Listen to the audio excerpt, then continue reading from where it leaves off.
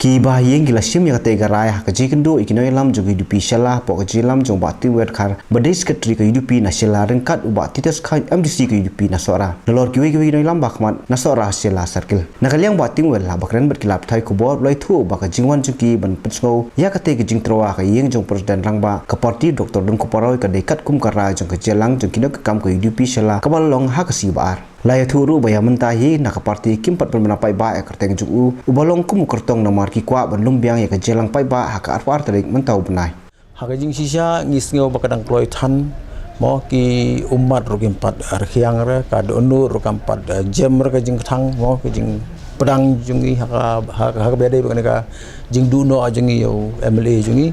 wade presiden yo parti denrai kum ke jing ngau kit khli pat ngimban se ban khot kerki namar ngisngu thu ba kapor ka dawai ngi bingin le akumta ting ya syong pra mengi menin bat habang ya syong ya sim da ka rahi hadin ka katuan ki discussion ni poisa ka wi ka discussion ka wi ka rai ka hadu ba kata ka long ba nakaliang ka jongi ka parti di pia po sila constituency namar ka haga MLA te sila constituency kan thu part from sora katu kan ni naka area jungka penuh slash teru kidon kimta ki bahap sekanong scan ki bahap sepo sila konstitusi haka MLA election te menin ting la don lang ke bati la don lang te dakawe ke jingmut hing la sim ka rai menin ba ngin ya kendu ya ka yeng ka sem jong Dr. Don but ngi bu ka we ka proposal ba nakaliang ka parti hi ngidang kwa ba naka yeng ka jong ki kin peteng ya kan ka benta ka basa but halor kan ke jing kendu jongi halor kan ke jing ya rai jongi menin kesngi ngile pen bej pat begini kendu mentar kesngi syangim da khmi ulti than er banaka yeng kin ai kan ka si kenal mo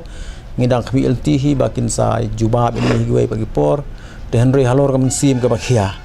nakaliang jong ka yeng ikimi rengkat ki umat ila sngu komen yang i bengila sim khia nakaliang ka parti bat nakaliang ke jongki ru iong mo yai khublei ker pangengi badi ong bakalong ka blak koloi na ka benta jong ka ying ka sem jongki bau khun sinrang jongki u balajit ku parsen rem ulong u balak koloi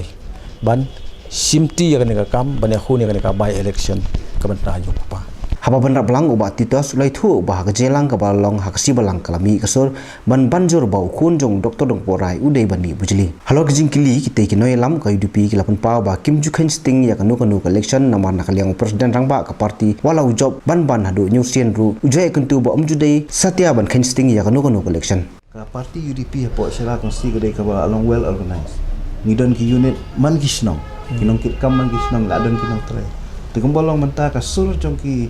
beriu nong kersian jong parti kilong intak ngilong gawe